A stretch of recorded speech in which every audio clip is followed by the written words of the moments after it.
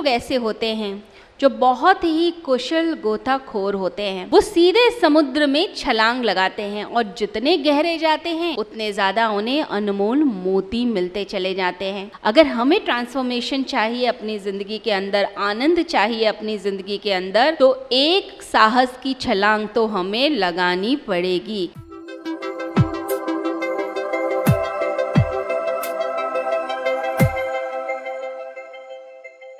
कोई व्यक्ति जब समुद्र के किनारे खड़ा हो तो समुद्र की जो लहरें होती हैं उन लहरों को देखते हुए जो समुद्र का तट है, जो किनारा है, वहाँ पर जो मोती पड़े हुए होते हैं वो उन मोतियों को उठाने लग जाता है और उसी में खुश हो जाता है।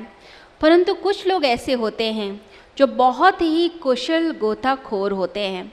वो क्या करते हैं, वो सिर्फ तट पर पड़े हुए मोतियों को ही नहीं उठाते, वो सीधे समुद्र में छलांग लगाते हैं और जितने गहरे जाते हैं उतने ज़्यादा उन्हें अनमोल मोती मिलते चले जाते हैं।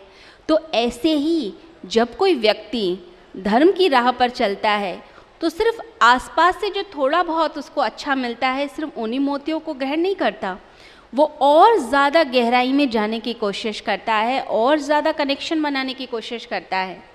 कहते हैं कि स्वामी रामकृष्ण परमहंस ने अपने भक्त से कहा कि अगर परमात्मा रूपी नदी सामने बह रही हो, अमृत की नदी सामने बह रही हो, तो तुम क्या करोगे?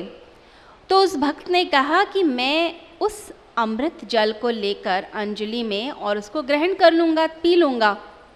तो रामकृष्ण परमहंस बोले कि तू तो बुद्धू है, पागल है। अगर मैं तेरी जगह होता तो मैं अंजलि नहीं भरता, मैं तो सीधे छलांग ही लगा देता उस अमृत में, क्योंकि अमृत में छलांग लगाकर ही तो ट्रांसफॉर्मेशन होता है। और जो ऐसे छलांग लगाने वाले साहसी लोग होते हैं, जिनके अंदर साहस होता है कि वाकई में मुझे अब बदलना है, वो व्यक्ति ही कुछ बदलाव लेकर आएगा। जो तट पर खड़ा हुआ कुनकुनी सोच वाला होता है, छोटी सोच वाला होता है, जो सोचता है ठीक है कर लेंगे, देखेंगे, अपनी सुरक्षा के बारे में सोचता रह जाता है, वो व्यक्ति कभी भी ट्रांसफॉर्म नहीं होता। अगर हमें ट्रांसफॉर्मेशन चाहिए अपनी ज़िंदगी के अंदर, आनंद चाहिए अपनी ज़िंदगी के अंदर, तो एक साहस की छलांग तो हमें लगानी पड़ेगी। कुछ निर्णय तो अपनी ज़िंदगी में लेने पड़ेंगे। जैसे नया साल जब आता है तो हम एक रेजोल्यूशन लेते हैं, संकल्प लेते हैं कि जो पिछले साल बीते, जैसी ज़िंदगी बीती वो बीत गई, लेकिन अब की जो ज़िंदगी होगी वो ज़िंदगी नहीं होगी, मैं इस साल को चेंज करके लाऊंगा। तो हम एक संकल्प लेते हैं और जो उस संकल्प को निभा लेता है उसकी ज़िंदगी में तो चेंज आ ही जाएगा। परंतु कुछ लोग ऐसे होते हैं जो कहते हैं क्या फ़ायदा, पिछली बार भी हमने लिया तो टूट गया था, कोई ज़रूरत ही नहीं संकल्प लेने की, कोई रेजोल्यूशन लेने की, कोई चेंज लेके आने की।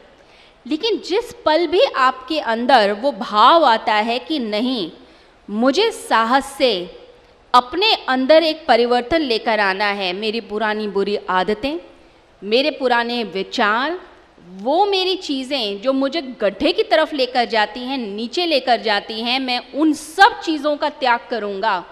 मेरी कमी मुझे ही पता है, हर व्यक्ति को अपनी कमी पता होती है, आपको भी अपनी कमी पता होंगी, क्या कमियां हैं आपके अंदर, और कोई आपकी शान में क्या कहे, आप अपनी शान खुद ही जानते हैं। तो हम अपनी कमियां जानते हैं। तो हम जब अंदर से एक संकल्प लेते हैं, एक साहस के साथ छलांग लगाते हैं, तो ट्रांसफॉर्मेशन अपने आप आने लग जाता है। तो वो साहस चाहिए जो व्यक्ति धर्म की राह पर चलेगा। तो धर्म की राह पर, सत्य की राह पे चलने वाला जो व्यक्ति है, आनंद के पथ पे जो चलने वाला व्यक्ति है, उसके लिए साहस सबसे पहले बोला जाता है।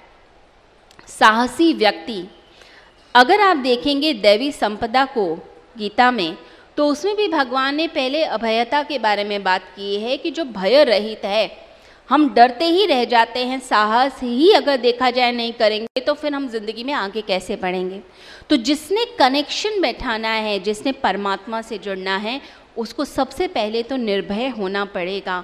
और दूसरी बात, अपनी लाइफ को सरेंडर करना, समर्पित करना किसी एक महान उद्देश्य के प्रति।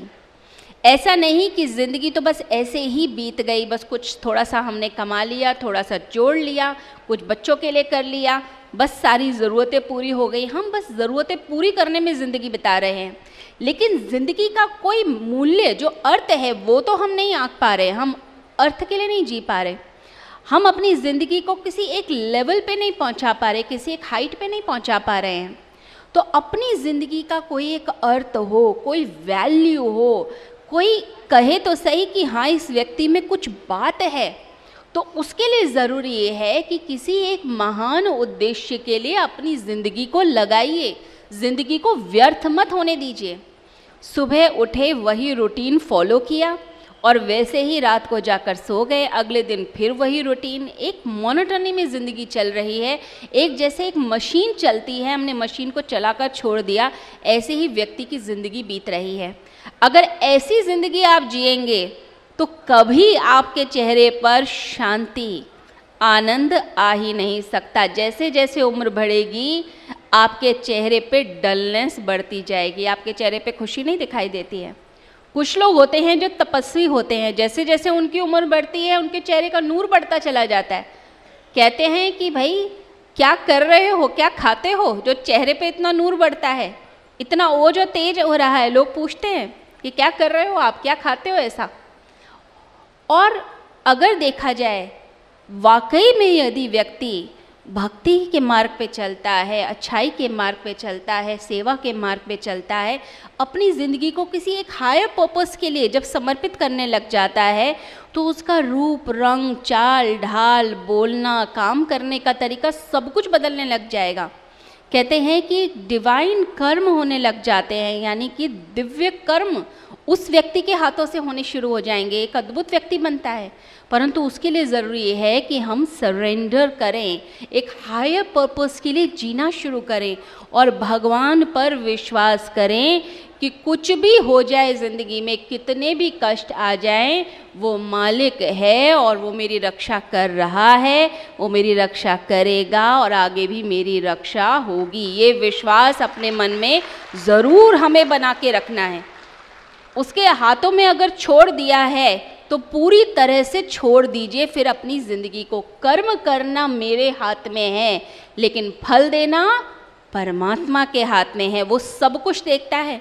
जब आपके ऊपर अत्याचार होता है, आपके ऊपर कष्ट हो रहा होता है, या आप किसी बहुत बड़ी परेशानी से बीत रहे होते हैं, कोई संकट आ गया है, परेशानी, आप हेल्पलेस हैं, असहाय हैं, आप कुछ नहीं कर पा रहे हैं और आप भगवान से कनेक्टेड हैं, पूरी तरह से जुड़े हुए हैं, तो उस समय वो परमात्मा ज़रूर आता है, मदद करता ही करता है। मुस्कुराते हुए अपनी ज़िंदगी को बिताएं। भगवान ने जो दिया है उसके लिए उसका धन्यवाद। Thank you, thank you, thank you. जो मुझे मिला मैं उसमें संतुष्ट हूँ। मेरे साथ अब तक अच्छा हुआ था, अच्छा हो रहा है और आगे भी अच्छा होगा। परमात्मा मेरे साथ है, गुरुवर साथ हैं तो डरने की क्या बात है। कोई डरना नहीं, कोई परेशानी नहीं, कॉन्फिडेंस पैदा कीजिए और thank you, thank you, thank you बोलिए मेरे साथ एक बार, thank you, thank you, thank you. तो थैंक यू का भाव तो ज़रूर बना के रखना है। देखिए, मुस्कुराना, चहकना, खुश रहना, संतुष्ट रहना, इसको ज़िंदगी का मंत्र ही बना लीजिए। ज़िंदगी बहुत सिंपल है, बहुत प्यारी है। इस प्यारी ज़िंदगी को हम अच्छे से बिताएं। परेशानियां सबकी ज़िंदगी में हैं, लेकिन उन परेशानियों में हमें दब के नहीं रहना।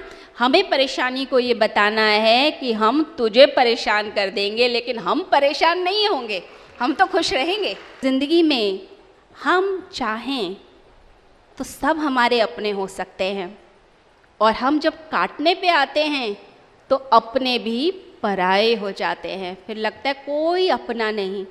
आजकल जो मेंटल हेल्थ प्रॉब्लम्स चल रही हैं उसका कारण ही यही है।